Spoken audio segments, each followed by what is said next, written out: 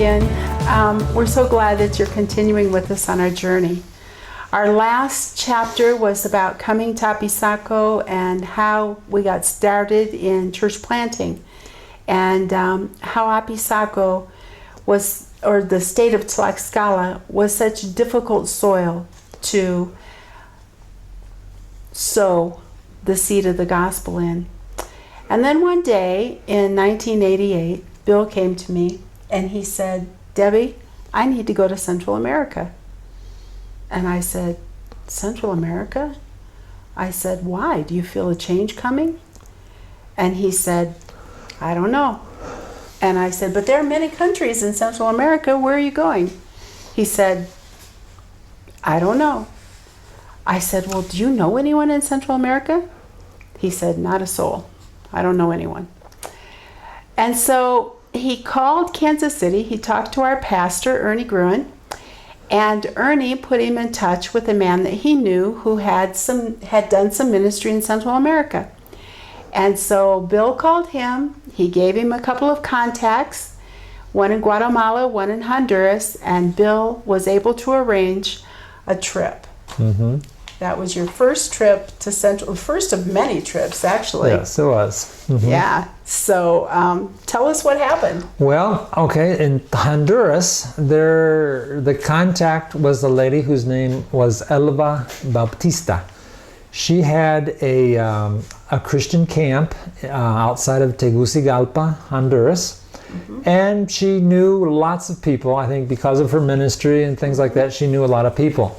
And so she set up a schedule for me to go and meet with a number of different pastors just to meet, hear what they're doing, and there was no preaching involved or anything. Mm-hmm. And so that's good. See what happens. And then in Guatemala, connected with a large church, and they had invited me to share in some home groups, and also with their youth on on Saturday. They had 2 different youth programs, and so I shared. It was programmed to share in those 2 youth services. So what did you find out? Well, okay, so anyway, the first thing I did, I arrived to Honduras. It was a Saturday afternoon, and Elva picked me up, and I think she had on her piece of paper all my schedule, all worked out, and okay, very good. And she took me to a hotel in downtown Tegucigalpa, and she said she'd come by for me in the morning and take me to her church, who later on in the week I had an appointment to meet with the pastor, and I was pleased to do that. And so she came by on Sunday morning, and then on the way to her church, we stopped by and picked up the former First Lady of Honduras. The First Lady of Honduras? Yeah, her husband had been the president of the country. My goodness. Prior to that time. So how did you act? I wasn't sure how I was supposed to do it. I was sitting in the back seat and wondering, this is interesting. And so we went to the church, and it was a place of there was about 1,000 people. And I was like, wow, this is amazing. Because what I have been doing is going to little towns and meeting with little groups in different communities, and that was what my ministry was. And here I'm going to this church with 1,000 people, and it was a wonderful church. It hadn't been there that a real long period of time. The pastor gave a nice message on salvation. There were about 40 people that went forward to receive Jesus as their Savior. And I thought, wow, this is amazing. That was like the 70s in Kansas City, yeah, right? Something like, it was amazing what was happening. I just was like, wow, this is something. And so anyway, it impressed me a lot, and I came, and I just spent the next few days, I was kind of praying, and I just thought, Lord, why am I here? It's just different. This is not what I'm doing, This is a different kind of a thing here. You were more of a pioneer. Yeah, send me to some place where there's nothing, and that's what I do. And mm-hmm. So anyway, as I was praying, the Lord spoke to me something that just changed our ministry.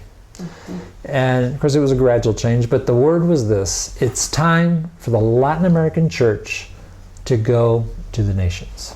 Wow. And And was that a common thing at that time? I thought I was the first person in the world that had that idea.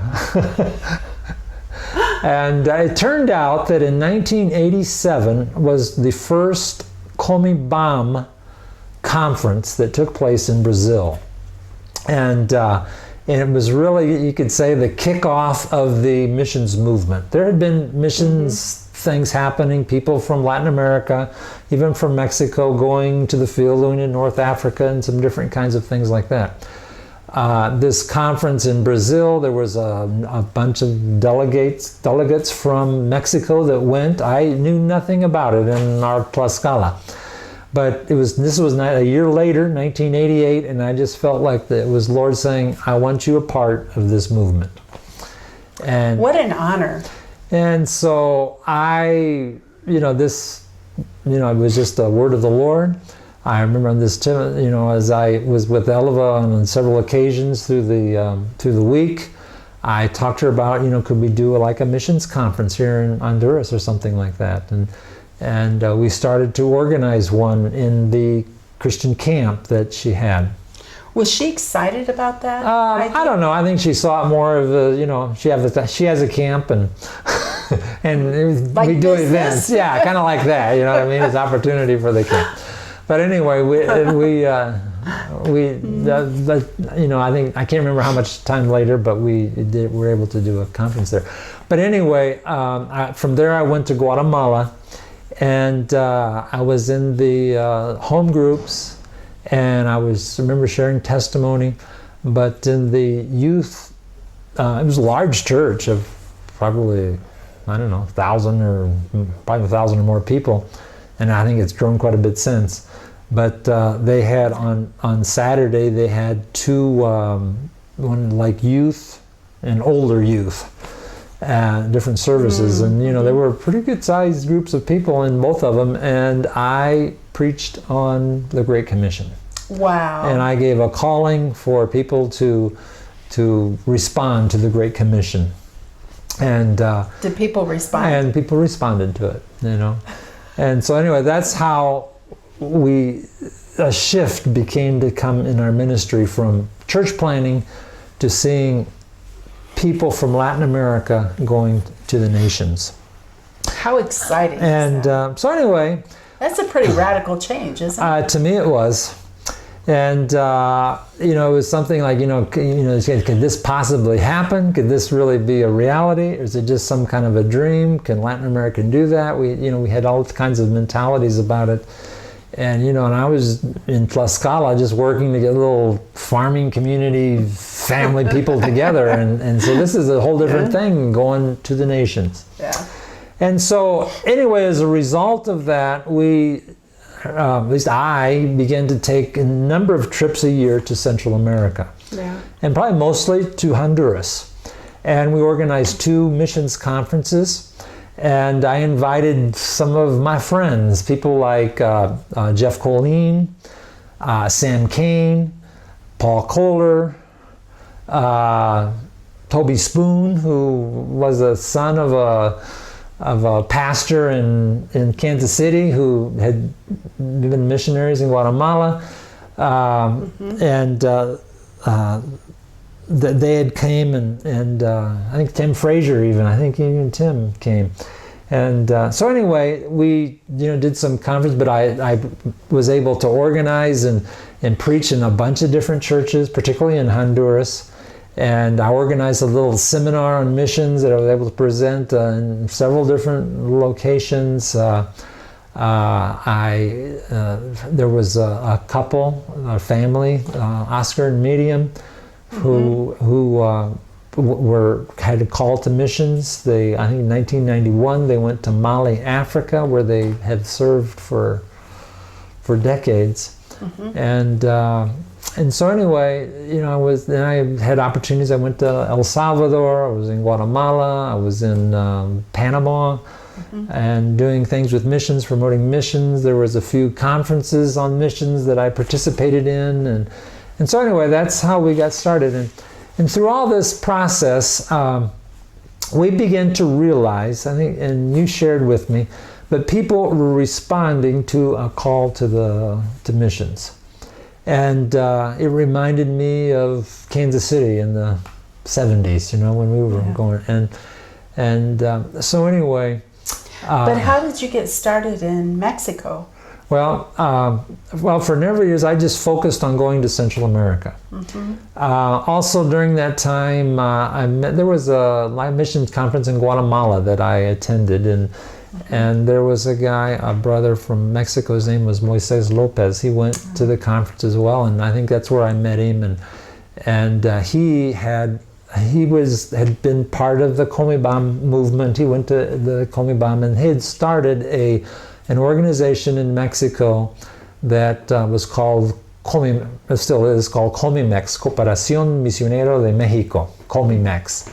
And he invited me to participate, which I did, and began to meet with people in Mexico City once a month, and we would get together and we would talk about how we could promote missions and different kinds of things like that in Mexico. But we really had a heart for people who had a call to missions. Yeah. And we had a call. We went through the process of going to the field. We learned another language. We went to a place of a different culture. We began to work. It was a difficult place, but we were happy. We were glad God had sent us. And we were seeing that there were other Latin American people who were beginning to go through the same process that we had. And it was a difficult time because, particularly like in the 90s, there really wasn't very much infrastructure in Latin America or in Mexico about sending or preparing, or the church understanding about about sending missionaries and things like that. So it was just a new growing concept in the 90s. When someone went to their pastor and said, "Pastor, God has put something in my heart. I need to go to North Africa and share the gospel. God's called me to the Muslim people." How did pastors generally respond to that? Well, there was mixed responses. And a lot of times, I remember we were working with missionary candidates, they would come and say, "My pastor doesn't understand me," and it was tough going. I think some of them thought their people were crazy, and it was a difficult time. Yeah. And so anyway, I just wanted to share that we wanted to help and work and encourage these missionary candidates, because we were seeing them coming up in different places. And so what we did, I had a vision for it, and we started a ministry where we would get missionary candidates together in different cities around the country. We started in Mexico City. And it took off pretty good, and it really served a wonderful, I think, a need, particularly during the 90s. And we would have meetings once a month, and we'd invite people who maybe had taken short-term missions trips or had some kind of experience, and come and give testimonies, and we would pray, and we would do things to promote missions or mobilize, and maybe some seminars of helping people to advance in missions. And one of the purposes is to keep the missionary flame alive.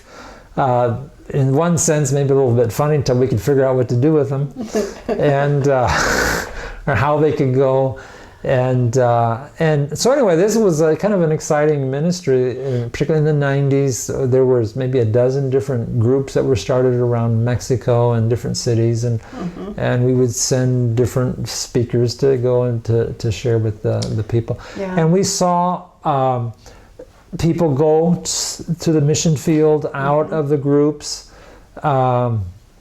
There was a couple out of the Mexico City where we really invested a lot and we walked with them quite a bit in their process of going to the field, and really they turned out to be the first two missionaries that we had in LAM as a mission agency, which was started a little bit later. But anyway, So anyway, as we saw people go to and other people went to the field. Some of them had some very difficult experiences. Yeah. We wanted to help them as much as we could. It was just kind of we're your friend and we're your encourager. And So did the Barnabas ministry have any authority? it had no authority. It was just a group of people meeting together. And so it really was not a formal kind of a thing. Mm-hmm. And so we didn't really have any authority over anybody. We made suggestions, and we saw people doing things. Oh, if they would have listened to us, or it could have turned out better for them, and things like that. Yeah. And so there was a several-year period in the late 90s where we were starting this idea of a mission agency. And I really didn't want to do it at first because we were working kind of interdenominational and just kind of helping everybody at the same time. And we didn't want to kind of raise our own flag, as a mission sending organization. But we saw that there was really a need to create a formal sending organization. Mm-hmm. And so finally, it was like we gave in. I think in 1999, we gave in and said, okay, we're going to do this. And we talked to some of our leaders, and they, gave us encouragement. And I remember going back to Moises Lopez, who really through the 90s became a leader in the missions movement in Mexico. Mm-hmm. And he encouraged us to create a good model for sending, because there had been 2 or 3 different kinds of things that have started in Mexico, but really weren't considered as solid models for others to follow. Mm-hmm. So we tried to, we took that to heart, and so we began the process of establishing a mission sending organization to help people in Latin America that had a call to missions. Mm-hmm. Wow. That was quite a brief summary of about 12 years, yeah. About 12 years, exactly.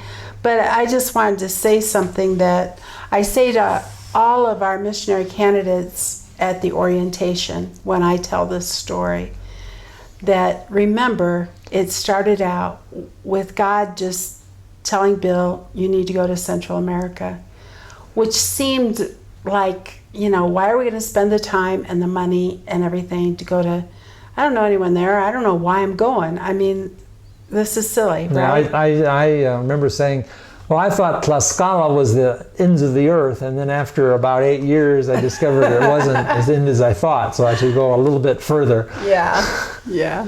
But that really wasn't the case at all. But I tell the candidates that if you learn to listen to the whispers of God, He'll take you where you never expected to go.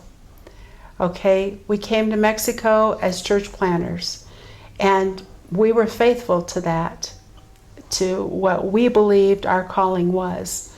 And now, as we look back, we see that was training for what God had in store for the future. So again, persevere where you are and listen to every whisper that God whispers in your ear, everything that He puts in your heart. Mm-hmm. Okay? Be obedient. Mm-hmm. Yeah. Okay. He'll surprise you. Yes, sure did. So anyway, next time we'll talk about what we have been able to see accomplished through LAM during the last 20 years. And that way people will be up to date. Well, briefly. Okay, so anyway. Okay. We'll see you next time. God bless you.